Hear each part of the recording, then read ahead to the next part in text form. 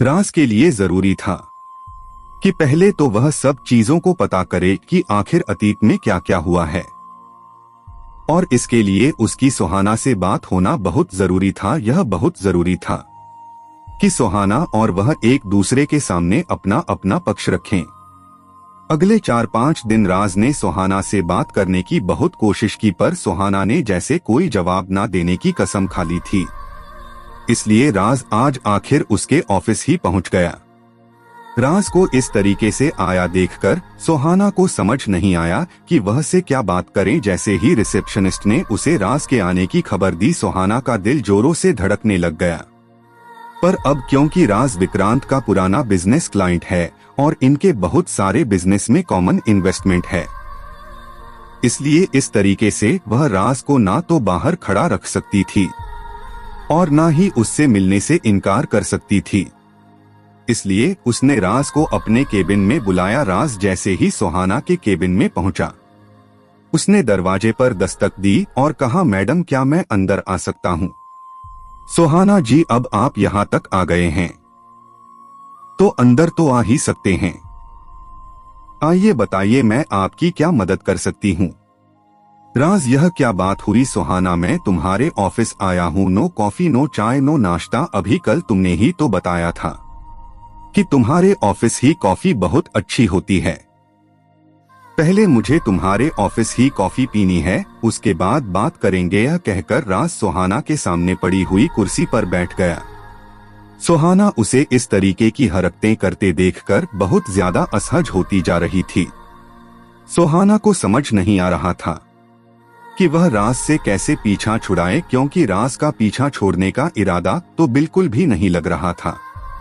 सुहाना ने राज कहने पर इंटरकॉम से 2 कॉफी ऑर्डर की। सुहाना को आज भी पता था कि राज को कॉफी किस तरीके की पसंद है। इसे देखकर राज के चेहरे पर मुस्कुराहट आ गई और जैसे कि उसकी जो उम्मीद उसने लगा रखी थी वह पूरी होगी, और जिस रास्ते पर वह चल पड़ा है उसमें आगे जाकर अंधेरा नहीं मिलेंगे। सुहाना के दिल में आज भी उसके लिए प्यार है। राज को इस तरह मुस्कुराता देखकर सुहाना को बहुत चिढ़ हो रही थी और उसे बहुत गुस्सा आ रहा था, क्योंकि समझ वह भी गई थी कि आखिर राज इस तरीके से क्यों मुस्कुरा रहा है। और यही सोचकर सुहाना ने उसकी ओर देखकर कहा, ज्यादा हंसने की जरूरत नहीं है, कुछ पुरानी आदत है, धीरे धीरे जाते जाते ही जाती हैं। राज, तो मैंने कब कुछ कहा? मैंने कुछ कहा क्या? अब सुहाना और ज्यादा चढ़ गई। उसने आखिर में चिढ़कर कहा, प्लीज आप अपना काम बताइए, आप मेरे ऑफिस के समय कब को बर्बाद कर रहे हैं।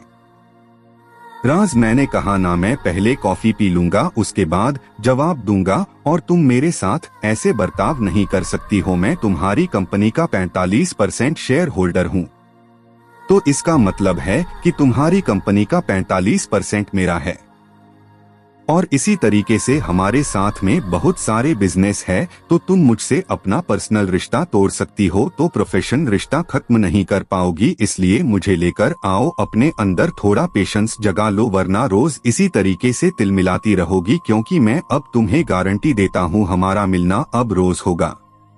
सुहाना और ज्यादा चिढ़ गई और उसने चिढ़कर कहा, आप आखिर चाहते क्या हैं? सुहाना और राज की बहस अभी चलती, इसके पहले ही कॉफी लेकर एक आदमी अंदर आया और उसने बड़े ही अदब से कुकीज और कॉफी के कप टेबल पर रख दिया है। सुहाना ने उसे जाने का इशारा किया तो वहां से चला गया। उसके जाते ही राज ने बड़े ही अदब से एक कॉफी का कप उठाया और सुहाना की ओर करते हुए कहा, लो कॉफी पियो, तुम्हारे ऑफिस की कॉफी बहुत अच्छी होती है। और उसके बाद में खुद दूसरा कप लेकर काफी एंजॉय करने लगा। इस समय राज को देखकर सुहाना आश्चर्य में थी और उतनी ही ज्यादा चिढ़ गई थी, क्योंकि सुहाना राज जितनी ज्यादा नफरत करना चाहती थी उसका फैसला उतना ज्यादा कमजोर होता जा रहा था। कॉफी खत्म होते ही सुहाना ने कहा, अब बताइए राज, मैं तुमसे कुछ सवालों के जवाब चाहता हूँ। मैं यह जानना चाहता हूं कि मुझसे शादी करने के बाद में तुम्हें क्या तकलीफ हुई है, चाहे वह मेरी ओर से हो, चाहे वह मेरे परिवार की ओर से हो या कहीं और से हो। इन 4 सालों में क्या क्या हुआ, मैं सब कुछ जानना चाहता हूं। सुहाना पर अब उसकी क्या जरूरत है? राज जरूरत है जिसने जो करना था सब ने कर लिया। मेरी गलती यह थी कि मैंने सब चीजों को बहुत ही लाइटली लिया, या तुम यह भी कह सकती हो कि मैंने अपने रिश्ते की कदर नहीं की, पर अब मैं सब कुछ ठीक करना चाहता हूँ। इसलिए पूछ रहा हूँ, मुझे बताओ इन 4 सालों में क्या क्या हुआ है? तुमने क्या महसूस किया? मैं 4 सालों का एक एक दिन तुम्हारे साथ दोबारा जीना चाहता हूँ सुहाना, पर मैं ऐसा कुछ नहीं चाहती। मैं आगे बढ़ चुकी हूँ और इसलिए अब मैं दोबारा कभी नहीं जाएंगी। राज सुहाना, तुम जल्दबाजी कर रही हो। एक बार तो अपने रिश्ते को दूसरा मौका दे सकती हो ना। सुहाना, कैसा रिश्ता? किस बात का रिश्ता? मैंने अपने गुस्से में सेल्फ कॉन्फिडेंस को महसूस करने के लिए, या जो भी आपका कहें, उसके लिए आपसे शादी की थी और आपने एक बिजनेस कॉन्ट्रैक्ट की तरह मुझसे शादी की थी। आप तो 1 साल में मुझे तलाक भी देने वाले थे। मुझे नहीं पता कि उन्हें 1 सालों में आप क्यों रुक गए। राज के पास भी इस बात का जवाब नहीं था कि वह 1 साल के बाद क्यों रुक गया था। बहरहाल सुहाना अपने ही केबिन से यह कहकर चली गई कि मुझे अगली मीटिंग के लिए जाना है। राज वहीं पर बैठा रहा, पर आज राज के हाथ निराशा ही लगी थी, क्योंकि उसका जो काम था वह आज भी नहीं हो पाया। आज भी राज सुहाना के मन की बात नहीं जान पाया था, पर उसके ये जानना जरूरी था। इसलिए अब उसने तय कर लिया था कि सब चीजों को ठीक करने के लिए सबसे पहले उसे सुहाना के आसपास उसे कोई ना कोई लिंक तो ढूंढना होगा, ताकि वह सुहाना के कदम से कदम मिलाकर चल सके। इसी के तहत उसने पहले अतीत को खोजने का फैसला लिया है। उसके लिए जरूरी था कि किसी ऐसे से बात की जाए जो सुहाना के करीब है, क्योंकि कावेरी और मिसेस शेखावत से तो उसे सच की उम्मीद नहीं थी, और शनाया तो ना ही अपनी थी और ना ही वह सच बोलने वाली थी, और वैसे भी सुहाना का पक्ष कोई उसका अपना ही बता सकता था। अब इसके लिए राज ने यही सोचा कि सबसे पहले सुहाना की किसी सहेली को ढूंढा जाए, और सुहाना की दिल की बात सुरभि से ज्यादा अच्छी तो कोई नहीं जानता होगा। इसलिए इस वक्त सुरभि से मिलना बहुत ज्यादा जरूरी था, पर सुरभि सुहाना की ही पक्की दोस्ती निकली। वह भी राज की शक्ल देखने को तैयार नहीं थी, इसलिए अब यह जरूरी हो गया था कि सुरभि की कोई कमजोरी ढूंढी जाए, जिसके चलते सुरभि उसे सारी सच्चाई बता दे। राज ने सुरभि के बारे में पता करने के लिए एक प्राइवेट डिटेक्टिव को उसके पीछे लगा दिया। तकरीबन 2 दिन के बाद में प्राइवेट डिटेक्टिव ने राज को आकर खबर दी कि सुरभि रोज किसी लड़के से मिलती है और उसके बाद में कुछ घंटे दोनों साथ में रहते हैं और फिर वो अपने घर चली जाती है। यह उसका रोज का रूटीन है। सुबह घर से निकलना, ऑफिस जाना और उसके बाद उस लड़के से मिलकर वापस घर आ जाना। राज ने जब उस लड़के के बारे में पता करने के लिए कहा तो पता चला कि वह लड़का विक्रांत के ही ऑफिस में काम करता है और सुरभि का पति है। दरअसल सुरभि के घर वालों को सुरभि और उस लड़के के रिश्ते पर ऐतराज था, इसलिए सुरभि ने उस लड़के शिवम से घर वालों को बिना बताए कोर्ट मैरिज ली है और इस वक्त अपने परिवार के साथ रहती है, क्योंकि उसके घर वाले तैयार नहीं थे। इसलिए अब वो उन्हें धीरे धीरे उस लड़के के लिए कन्विंस कर रही है। राज को मौका मिल चुका था। आखिर में राज ने सबसे पहले उस लड़के शिवम को अपनी कंपनी से एक जॉब ऑफर की, क्योंकि पोजीशन और सैलरी दोनों विक्रांत की कंपनी से 3 गुना थी। इसलिए जाहिर है शिवम ने बिना सोचे समझे इस जॉब को एक्सेप्ट कर लिया। अब शिवम राज का एम्प्लॉय बन चुका था। राज ने शिवम को जल्दी से जल्दी अपनी कंपनी ज्वाइन के लिए कहा था और आज शिवम का पहला दिन था। शिवम जैसे ही ऑफिस आया, राज के सेक्रेटरी है उसे कहा कि राज उसका इंतजार कर रहा है। शिवम को यकीन ही नहीं हुआ कि कंपनी का मालिक एक छोटे से एम्प्लॉय का इंतजार कर रहा है, और इसीलिए शिवम हड़बड़ाते हुआ राज के केबिन में पहुंचा और राज को देखते ही उसने सबसे पहले गुड मॉर्निंग कहा और घबराता हुआ सा उसके सामने खड़ा हो गया। राज, घबराने की जरूरत नहीं है, बैठो। राज ने अपनी सामने पड़ी हुई कुर्सी की तरफ इशारा करते हुए कहा। राज की बात सुनकर हर बढ़ाते हुए शिवम जल्दबाजी में वहां पर बैठ गया। इस वक्त वह बहुत घबराया हुआ था। कभी राज ने उसे शांत करते हुए कहा, राज, काम समझ लिया है? शिवम, यस सर, काम समझ लिया है। मैं बस अपने डेस्क पर जाने ही वाला था। राज ठीक है, मुझे तुमसे कुछ काम है। शिवम जी सर बोलिए, मैं आपके लिए क्या कर सकता हूँ। राज सुरभि तुम्हारी क्या लगती है। सुरभि का नाम सुनकर में शिवम घबरा गया और उसने हड़बड़ाते हुए कहा, जी सर, वह हम सिर्फ दोस्त हैं। राज घबराओ नहीं और मुझे सच सच बताओ। शिवम सर हम दोस्त हैं। राज ने अब थोड़ा नाराज होते हुए अपनी कड़क आवाज में कहा, शिवम मैंने तुम्हें सच बोलने के लिए कहा है, वह बोलने के लिए नहीं जो तुम दुनिया को बताते हो।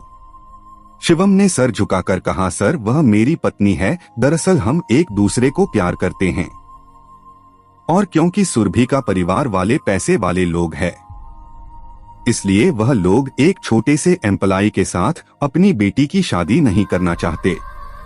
पर मैं सुरभि से बहुत प्यार करता हूँ, इसलिए मैंने सुरभि से शादी करने के लिए कहा और क्योंकि वह भी मुझसे बहुत प्यार करती है इसलिए वह तैयार हो गई और हमने यह तय किया है कि हम तब तक एक साथ नहीं रहेंगे जब तक उसके घर वाले नहीं मान जाते। इस वक्त भी वह अपने घर वालों को मनाने में ही लगी हुई है।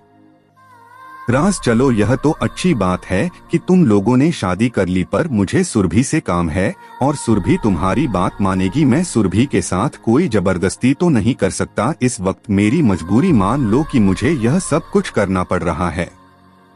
शिवम जी सर क्या करना पड़ रहा है, मैं कुछ समझा नहीं। राज मैं सुरभि की सहेली सुहाना सारस्वत का पति, मेरा मतलब है एक्स पति हूँ। हमारा तलाक हो चुका है, पर मैं सुहाना को प्यार करता हूँ और उसे अपनी जिंदगी में वापस पाना चाहता हूँ। इसलिए मुझे इस सब में मुझे सुरभि की मदद चाहिए। मैंने सुरभि से बात करने की कोशिश की पर उसने मेरी एक बात नहीं सुनी, इसलिए मजबूरन मुझे यह बात तुम्हारे जरिए करनी पड़ रही है। शिवम जी सर मैं समझ सकता हूँ, पर मेरी जॉब मैं वहाँ से रिजाइन कर चुका हूँ।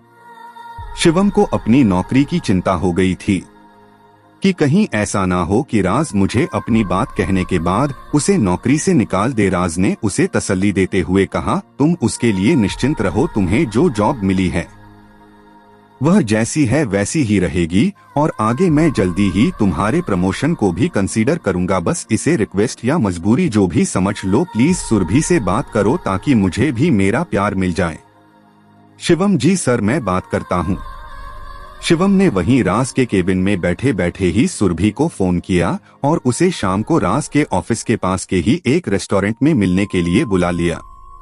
शाम को ठीक समय पर सुरभि आ भी गई, पर राज को शिवम के साथ बैठा देखकर गुस्सा हो गई और उसने गुस्सा होते हुए कहा, शिवम तुम इनके साथ क्या कर रहे हो। शिवम सुरभि ये मेरे बॉस है, मैंने आज इन्हीं की कंपनी को ज्वाइन किया है। सुरभि नहीं, तुम ऐसा नहीं कर सकते हो, तुम अभी रिजाइन करो, मुझे कुछ नहीं पता है। शिवम सुरभि में ऐसे कैसे कर सकता हूँ, मैंने आज ही ज्वाइन किया है। सुरभि तुम नहीं जानते हो इन लोगों को, जो लोग कभी किसी के सगे हो ही नहीं सकते। शिवम सुरभि किसी को गलत ठहराने से पहले एक बार उसके बारे में सुन तो लो, उसकी बात तो समझ लो। किसी भी इंसान के बारे में फाइनल डिसीजन पर पहुंचने से पहले एक बार उसे अपनी बात कहने का मौका देना चाहिए। सुरभि मैं कुछ नहीं सुनना चाहती, यह कहकर सुरभि वहां से उठकर जाने लग गई। पर तभी राज ने उसे रोकते हुए कहा, सुरभि मैं जानता हूँ तुम मुझसे बहुत नाराज हो और प्लीज एक बार मेरी बात सुन लो। राज की बात सुनकर सुरभि वही सामने पड़ी हुई कुर्सी पर बैठ गई और टेबल पर हाथ रखते हुए उसने कहा, ठीक है बोलिए आपको क्या बोलना है, मैं भी तो सुनूं। अब आप आपकी सफाई में आप क्या कहना चाहते हैं। दोस्तों इस कहानी का अगला भाग देखने के लिए चैनल को सब्सक्राइब कर लीजिए।